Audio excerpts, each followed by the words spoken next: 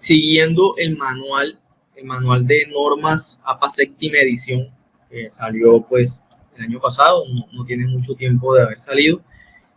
Ellos dividen, digamos que esta normatividad en dos partes. Vemos que es un mismo proceso y es una misma construcción del documento, pero ellos la dividen y nosotros decidimos dividirla porque en ocasiones resulta como tedioso o es mucha información de pronto cuando se procesan los dos temas al tiempo. Entonces, esta parte que vamos a socializar ahora es referente al estilo de construcción del documento. ¿Listo? A eso que cuando vamos a elaborar la portada, cuando vamos a elaborar un resumen, cuando vamos de pronto a colocar un título, una figura, una tabla, todo esto que vamos a revisar ahora tiene que ver con el estilo de elaboración y construcción de los documentos. En este caso, pues la propuesta o el trabajo de grado que ustedes están realizando. Va a ser, quizás no nos vamos a detener a explicar cada punto detalladamente como lo hace el documento, pero sí vamos a tratar de ser de pronto lo más precisos posible, porque bueno, el documento una vez se termine la sesión, no sé si ustedes ya lo tengan o quizás los profesores van a compartir, es un documento algo extenso, entonces la idea es abordar lo general, abordar digamos que, bueno, no voy a decir lo más relevante porque todo es relevante, es importante, pero sí digamos que tratar de abarcar lo mayor posible y entender de la mejor manera esto que tenemos en el documento. Entonces, podemos iniciar con algo general.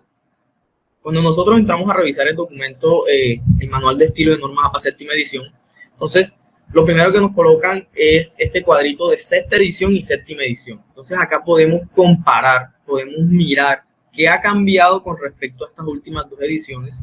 Y bueno, lo que decía la profesora Doris al inicio es que nosotros hoy nos acostamos con la séptima edición y mañana nos levantamos con una octava.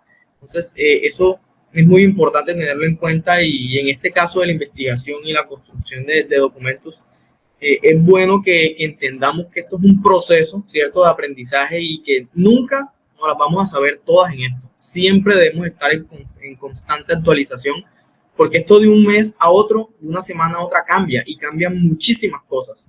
Entonces es bueno que nosotros nos mantengamos a la vanguardia de estas actualizaciones en cuanto a normas. Si bien existen otras, existen las Harvard modificadas, las Chicago, las Icontec, en este momento las APA son las más utilizadas y la Universidad de Córdoba, ¿cierto? Y los modelos de elaboración de documentos que está implementando la universidad, el departamento, el programa de maestría, contempla las normas APA.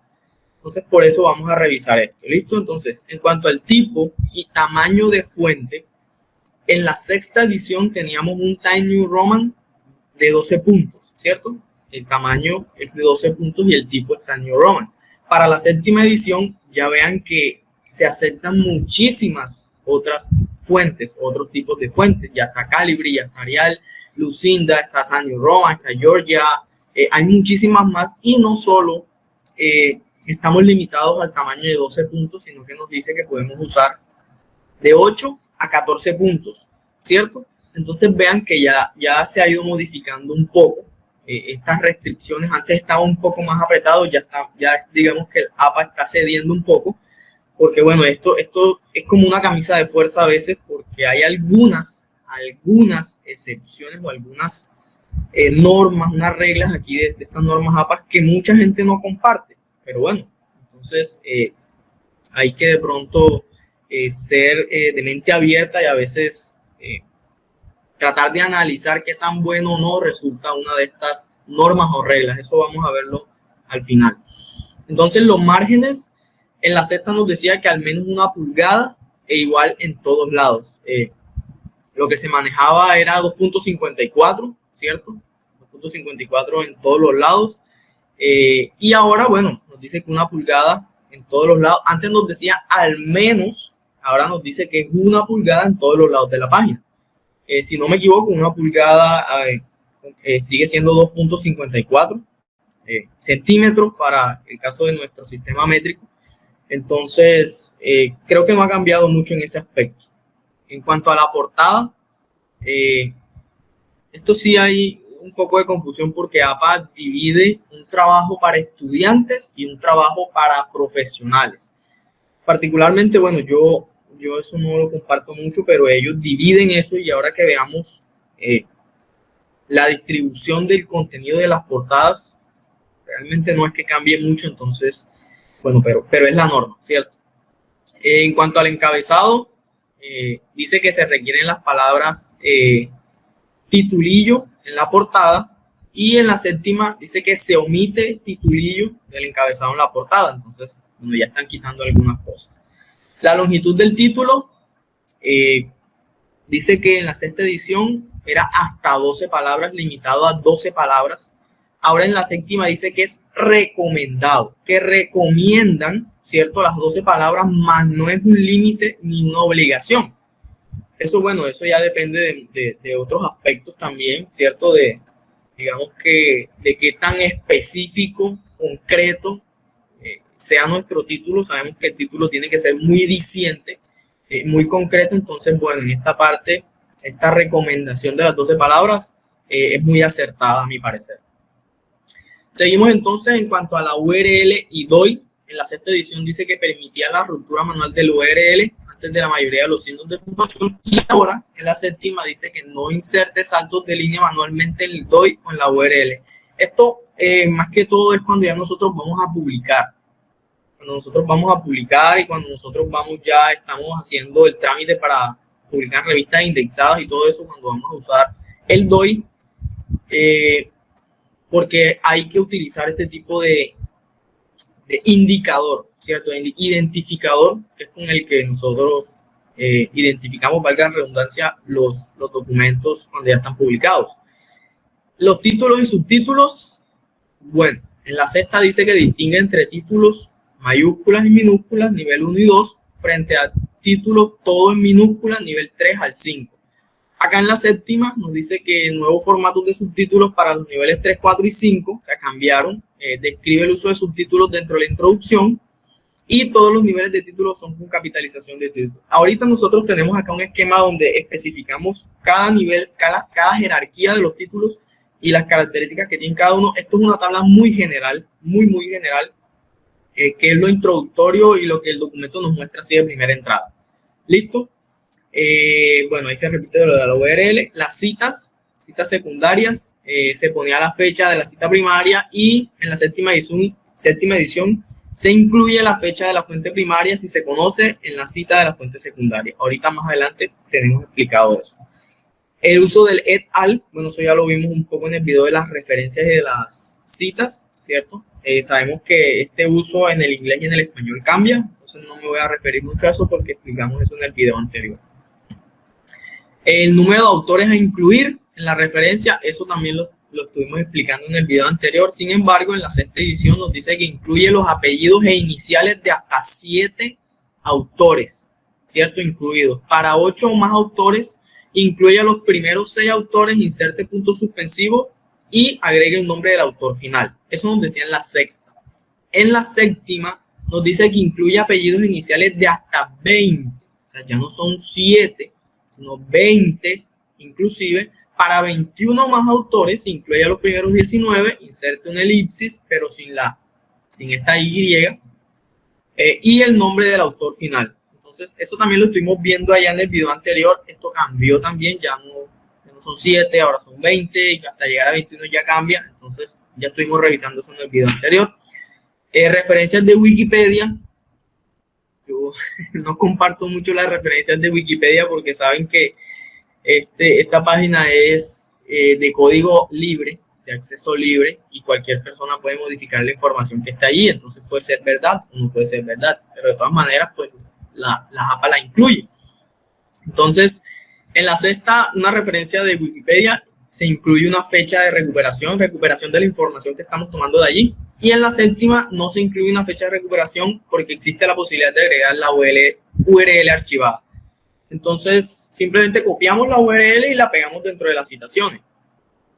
Vuelvo y repito, no comparto mucho citar de Wikipedia porque es de acceso libre, y si usted quiere puede entrar ahí, puede decir que Colombia se volvió país en 1992 y cualquiera puede creer eso. entonces no es muy recomendable. Ciudad de la editorial de un libro, en la sexta edición se incluía, en la séptima edición ciudad o país en la editorial es omitida de la referencia, entonces ya no se incluye, en la sexta se incluía, ahora no. Esto es general. Ahorita entonces vamos a ir viendo cómo es la estructura general según APA, porque recuerden que en institutos, en universidades, en entidades, a veces se adopta una guía, ¿cierto?, propia de construcción y elaboración de un documento. Entonces, esto es según la norma. Recuerden que no es una camisa de fuerza porque podemos estar sujetos a otro tipo de guías y también son aceptables, son respetados esas guías. ¿Listo? Entonces, de manera general, esto es lo que nos dice APA, que un documento tiene que estar compuesto por una portada, por un resumen, resumen o abstract, el texto, ¿qué involucra eso de texto? Ahí es donde usted coloca, bueno, sus capítulos, ¿cierto? Sus resultados, sus conclusiones, su metodología. Ahí es donde usted desarrolla todo el cuerpo del documento y ellos se refieren a esa parte como texto. Entonces, así de entrada nos tendemos a confundir porque, bueno, texto, pero lo demás también es texto. Entonces, es para tener claro eso y allí dentro de ese ítem es el desarrollo como tal de todo el documento. Las referencias, bueno, ya las estuvimos revisando. Notas, ya vamos a ver qué son esas notas. Hay otro agregado más. Tablas, ya sabemos que son tablas. Figuras, lista de figuras. Y apéndices o anexos. Listo, ya no, acá en la séptima no hablamos de anexos, hablamos de apéndices. Entonces ya esa fue otra cosa ahí que también cambió. Entonces vamos a revisar ahora la estructura de cada uno de esos ítems que nos constituyen un documento. ¿Listo? Entonces la portada, lo que les venía comentando. De un lado ellos nos dicen que hay una portada para trabajos de estudiantes y otro para trabajos de profesionales, pero en el caso, por ejemplo, de ustedes que ya tienen su profesión y que también son estudiantes, entonces, ¿qué adoptan? ¿Una o la otra? Básicamente yo realmente me tomo, digamos que un esquema propio, trato de adoptar esto que tenemos acá, siguiendo la norma, claro está, porque no es inventar, digamos que una guía, sino recoger lo que dice la norma, respetar lo que dice la norma, pero bueno, si nosotros tenemos una guía también, o podemos, digamos que mejorar también el trabajo en cuanto a los aspectos estéticos, ¿cierto? Porque lo estético dice mucho de un documento, también pues obviamente el contenido. Entonces, acá para los estudiantes nos dice que tenemos un número de página, un título del artículo, del documento, del trabajo, el nombre del estudiante, el nombre de la universidad y del curso, y el nombre del profesor o del instructor, y la fecha. ¿Listo? Para las portadas profesionales, entonces tenemos el número de página, tenemos un título corto, ¿cierto? En el encabezado.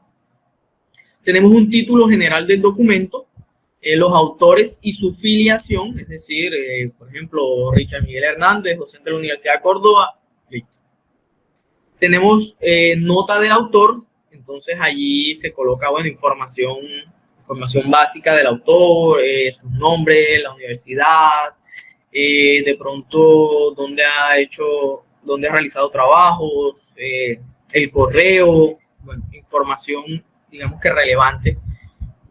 A mi parecer, bueno, yo no comparto esto de la información del autor, eso puede ir en una nota al pie, ¿cierto? Una nota al pie de página, pero en la portada, no sé, me resulta un poco complejo involucrarlo ahí, pero es la norma, ¿cierto?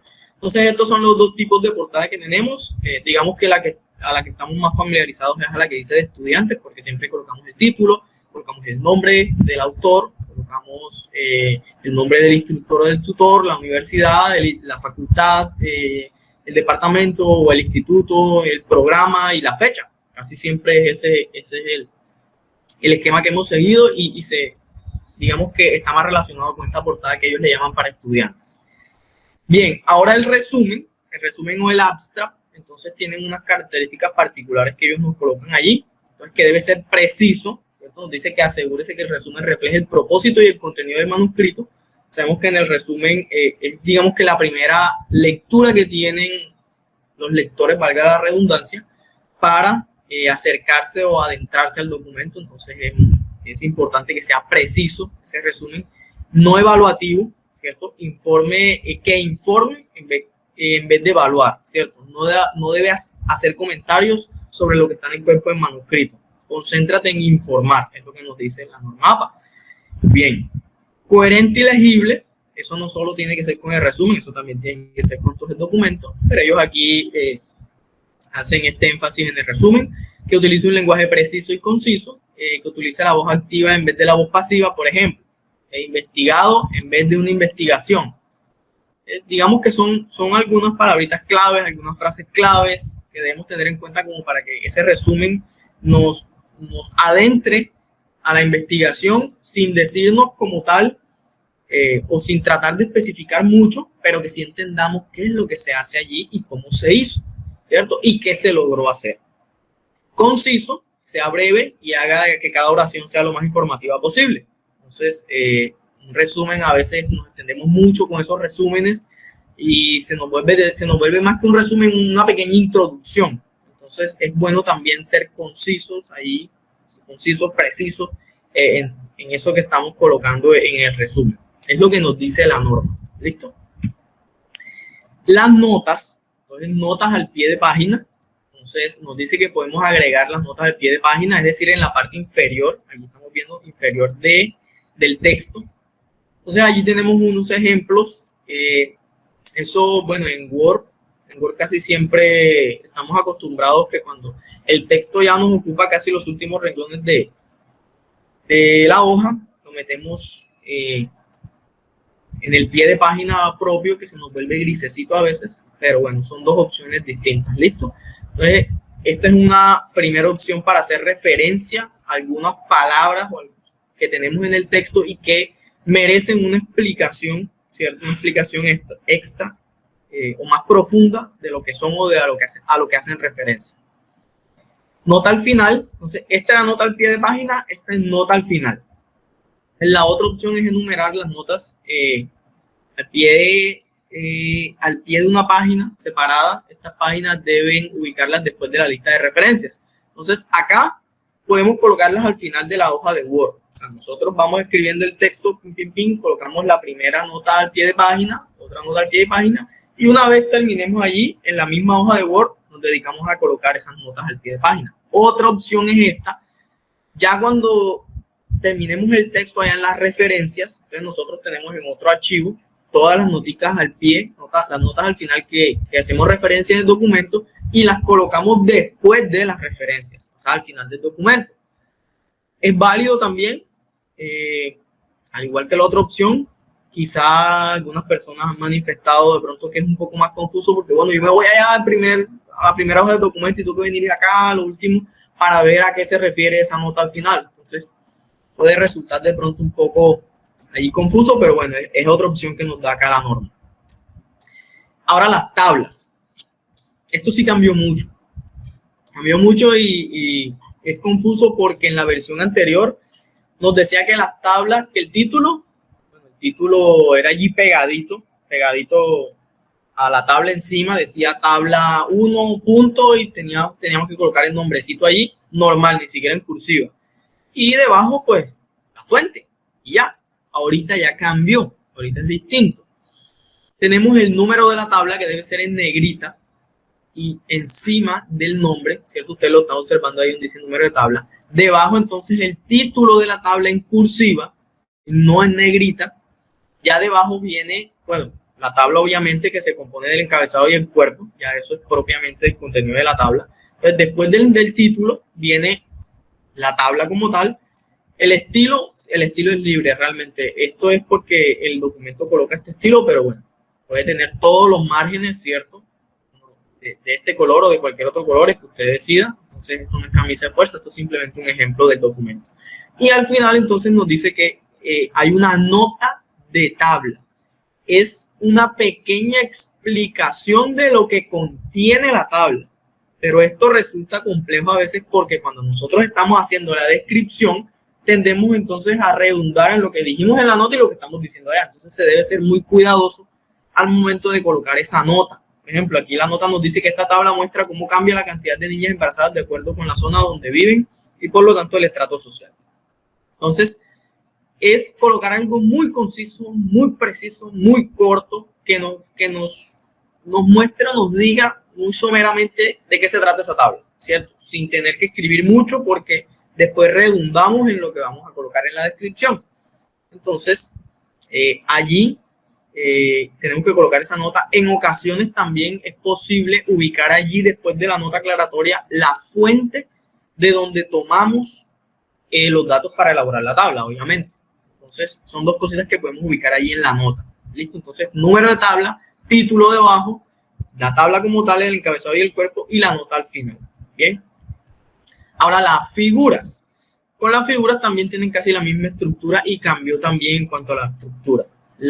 El nombre figura 1 arriba en negrilla, debajo va el título en cursiva, debajo va la imagen, en este caso, ahí le colocan imagen, pero es figura. ¿Listo? Porque nosotros no construimos un listado de tablas e imágenes, construimos un listado de tablas y un listado de figuras. Hay que aclarar algo aquí también, y es que a veces nos confundimos cuando estamos introduciendo mapas, cuando estamos introduciendo gráficos, cuando estamos introduciendo fotografías. Todo eso hace parte de las figuras. No construimos una lista de gráficos, una lista de fotografías o una lista de mapas. Construimos una lista de figuras y una lista de tablas. Entonces, todo eso que les mencioné entra dentro de la categoría de figuras. Bien, y al final, entonces, la misma nota que teníamos allá en la tabla. Entonces, una pequeña explicación de qué nos está diciendo la figura y la fuente de donde tomamos o la información con la que construimos nuestra figura, ¿cierto? Bien sea un mapa, bien sea un gráfico, bien sea una fotografía, cualquier elemento ilustrativo que nos ayude aquí a explicar algo del documento. Los apéndices o anexos, ¿cierto? Yo los llamo todavía anexos, apéndices. Para mí resultan básicamente lo mismo, pero bueno, la norma nos dice que son apéndices. Entonces nos dice que la ubicación del apéndice en la estructura del documento. Entonces, un apéndice es apropiado para materiales que son relativamente breves y que se presentan fácilmente en formato impreso. Sabemos que los anexos casi siempre van al final del documento y nosotros los vamos citando dentro del texto, dentro de nuestro discurso, cuando es necesario. Por ejemplo, dentro de la metodología, cuando hacemos referencia a una encuesta, ¿cierto?, que utilizamos para recoger información primaria, entonces colocamos que en el anexo A, ¿cierto?, en el apéndice A, perdón, apéndice, estoy muy familiarizado con la palabra anexo. En el apéndice A, entonces nos vamos allá al final, luego ya después de la bibliografía, colocamos apéndices y vamos ubicando, como nos dice acá, si un documento tiene más de un apéndice, etiquete cada apéndice con una letra mayúscula, por ejemplo, apéndice A, apéndice B, en el orden que esté mencionado en el texto.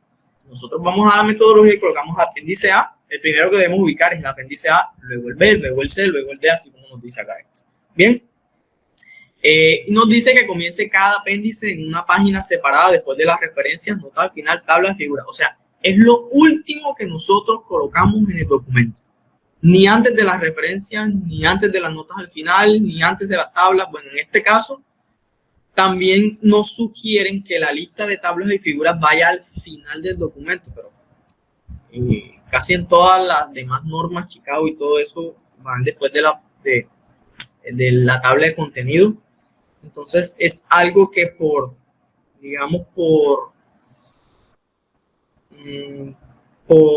que el documento no sea confuso, porque el documento mantenga una buena apariencia, se pueden ubicar, digamos, que después de la tabla de contenido, aunque la norma nos esté sugiriendo colocarlo al final luego de las referencias.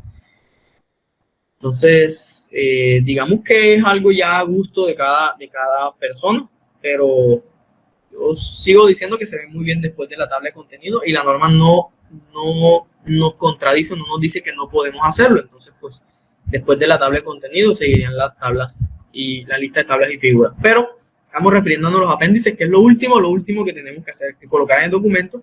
Y si el apéndice A es una fotografía que nos ocupa media hoja, tenemos que darle un salto de página y seguir con el apéndice B en la otra hoja. No podemos colocar dos apéndices en una misma hoja, como nos lo está diciendo aquí el documento. ¿Listo? Entonces, para tener claro estas cositas acerca de los apéndices o anexos, como se llamaba.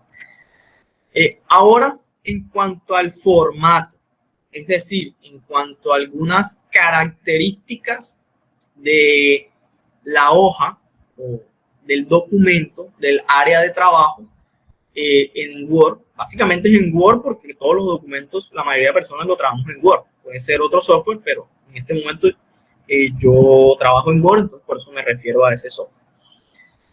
El tamaño del papel, entonces la configuración de la página en Word debe ser tamaño carta, ¿cierto? Debemos verificar que eso esté configurado correctamente porque a veces lo podemos tener en A4, lo podemos tener en doble carta, lo podemos tener en oficio y a veces no nos damos cuenta. Entonces es bueno verificar eso. Bueno, y las medidas, ¿cuáles son las del tamaño carta? 21.59 de ancho por 27.94 de largo. Ahí están las convenciones, las equivalencias en pulgadas, para el caso de nosotros en centímetros. Entonces es bueno verificar eso. Márgenes, es como mencionaba ahí arriba, que era una pulgada, y bueno, en este caso estaba en lo cierto de 2.54. El tamaño de los márgenes para todos los lados es de 2.54, aquí nos dice. Es decir, debes aplicar un margen de 2.54 en la superior, inferior, derecha e izquierda. En la quinta o cuarta edición del APA nos decía que el izquierdo tenía que ir en 3. ¿Por qué? Porque es el lugar donde se encuaderna el documento una vez impreso. Acá no. Acá ya todos deben ser de 2.54. Entonces, a tener en cuenta eso. El tipo de fuente, el tipo y tamaño. Entonces, hay dos tipos de fuente, sin serifas y con serifas. ¿Qué son las serifas? A ver si esto me permite a mí rayar aquí. Un momentico. Estos ganchitos, yo les llamo ganchitos que tenemos aquí, ¿cierto? Entonces, es a lo que se refiere esto con serifas. Estas no la tienen, un tipo un estilo de texto que no la tienen, y es válido, por ejemplo, el Calibri 11 puntos, Arial de 11 puntos y Lucida Sam de 10 puntos. Con serifas, Times New Roman, Georgia y Computer Modern a 10 puntos. Entonces, el tamaño aquí varía porque en las figuras varía, en el documento como tal varía. Ahorita vamos a ver también cuáles son los otros puntos en donde varía el tamaño, ¿cierto? Porque no todo va en 12 puntos. Como les venía diciendo, ya permite entre 8 y 14 puntos de tamaño de texto. Ya, pues depende. Si lo ponemos en 14, sabemos que el documento se va a llevar un mundo de hojas. Y si lo ponemos en 8, se va a ver supremamente pequeño. Entonces hay que ir balanceando eso. Entonces, estos son los tipos y tamaños de fuentes permitidos. Unos con serifas, otros sin serifas. Y hay algunas excepciones, como les decía, en cuanto al tamaño. Entonces nos dice que de las figuras, dentro de las imágenes o dentro de las figuras es recomendado utilizar una fuente sin serifa. ¿Ven? Esa es una excepción. En las figuras es recomendado utilizar una fuente sin serifa con un tamaño entre 8 y 14. Ya no está limitado al 10. En la quinta edición nos decía que era 10, ya no, ya es entre 8 y 14. Podemos elegir el tamaño. Código fuente, en el caso de que ustedes estén realizando, digamos, un análisis espacial o estén realizando geoprocesos en donde utilicen la ventana de Python o cualquier otro lenguaje de programación que requiera un código fuente, para ese código fuente también hay una excepción. Nos dice que debemos utilizar una fuente lúcida con SO de 10 puntos o Career New de 10 puntos. Entonces ya esa es otra excepción, ¿cierto? Si ustedes llegan a utilizar un fragmento de código fuente o algo así, algún lenguaje de programación, deben tener en cuenta estas normas. ¿Listo? ¿Qué es recomendable o qué recomiendo de pronto desde la experiencia que he tenido en la elaboración de documentos y de mi tesis? Que unifiquemos, ¿cierto? Que no coloquemos un tamaño de fuente en un lado y otro tamaño de fuente por acá. Por mucho que la norma nos lo permita y sea flexible, es bueno que la apariencia del texto, ¿cierto? Sea unificada. Si nosotros arrancamos con Times New Roman 12, bueno, mantengamos con Times New Roman 12 y las figuras las adecuamos a 10 puntos, es permitido, y seguimos con eso. Y si es un código, utilizamos la letra que nos dice, pero mantenemos de pronto el 10 puntos, pero en el texto unificado todo, porque es muy feo de pronto encontrar un título con un Arial y después encontrar un texto con un Times New Roman y seguir de pronto con el nombre de una figura en Georgia. O sea, se ve estéticamente no es lo correcto, no se ve bien. Quizá algunas personas, bueno, no compartan eso y les gusta hacer eso en diferentes tipos de letras, pero hay estándares, bueno, no estándares, pero sí hay, digamos que algunas guías a nivel mundial y a lo largo de la historia de la investigación en donde está bien visto seguir digamos que un mismo tipo de fuente, el tamaño y bueno, para que visualmente, ¿cierto? El documento se vea muy bien presentado. Listo, continuamos. Entonces, ahora hablamos de la jerarquía de los títulos que allá arriba mencionábamos. Entonces, hay 5 niveles de jerarquía de los títulos, es lo que nos dice la norma, ¿cierto? Entonces, el nivel 1 debe estar centrado en negrilla o en negrita. Cada palabra iniciando en mayúscula, ¿cierto? Pero cada palabra, a excepción, por eso les digo que hay que revisar todo el documento, porque acá no les puedo colocar todo el texto porque la diapositiva se vería bien cargada. Pero cuando nos referimos a cada palabra en mayúscula, omitimos los conectores en o de, ¿cierto? O la.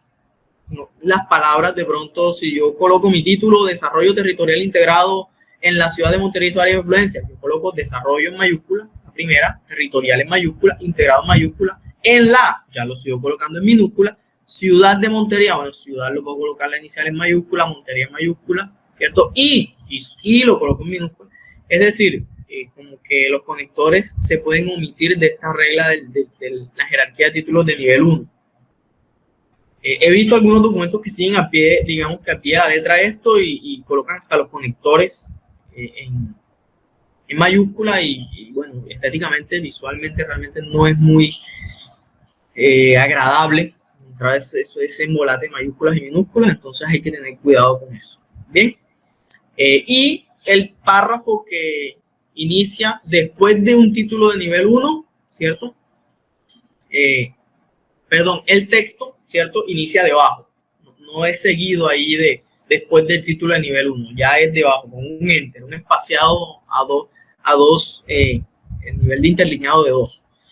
El nivel 2, la jerarquía de título de nivel 2, alineado a la izquierda, ya no va centrado, va en negrita igualmente, y cada palabra iniciando en mayúscula, igual que les mencionaba con el título anterior.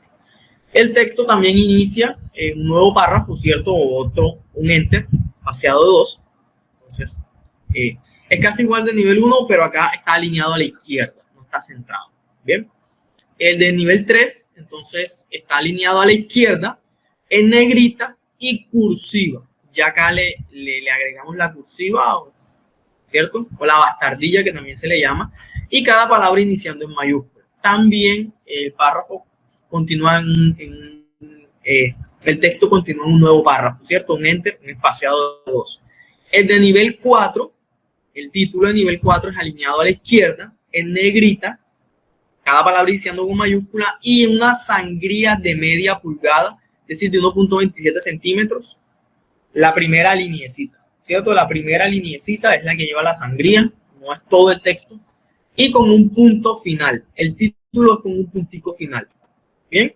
Y el texto lo iniciamos en la misma línea, es decir, copiamos el título en negrita, perdón, alineado a la izquierda, inicia la primera letra en mayúscula, le colocamos la sangría, el punto final al título y allí continuamos con el texto que nosotros estemos redactando. Bien, entonces vean que a diferencia de los 3, 2 y 1, ya el texto continúa allí mismo. Entonces ya no tiene que ir un enter, un espaciado de 2. El título de nivel 5, entonces alineado a la izquierda, en negrilla, en cursiva o bastardilla, cada palabra iniciando en mayúscula, con sangría igual que el de nivel 4 a 1.27 centímetros y con un punto final y el texto inicia en la misma línea. Entonces, básicamente es igual, solo que acá es con bastardilla y en el nivel 4 no es con bastardilla. Entonces vean que a veces podemos decir, no, pero eso es lo mismo. No es lo mismo. La cursiva ya tiene una diferencia marcada entre el 4 y el 5. El 4 es sin cursiva, el 5 es con cursiva. Bien, entonces esta es la jerarquía de los títulos. Hay que tener mucho cuidado con esto porque los títulos son muy disidentes en el documento. Ayudan a organizar la estructura de nuestros capítulos, ¿cierto? A saber cuándo iniciamos con un capítulo nuevo, con un fragmento nuevo de nuestro documento, cuando hay un subtítulo para saber que es una idea que vamos a comenzar a desarrollar. Entonces es importante tener en cuenta esto de los niveles de jerarquía y las características o el formato de cada título. Bien, seguimos.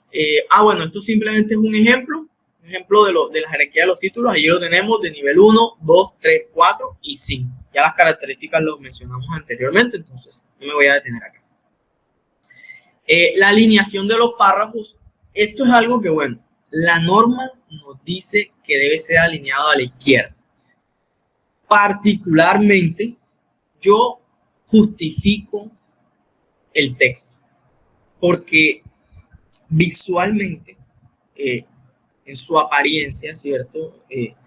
El texto o el documento se ve más agradable justificado que alineado a la izquierda. A veces nos quedan unos fragmentos de texto así más largos que los otros y no se ve estéticamente bien.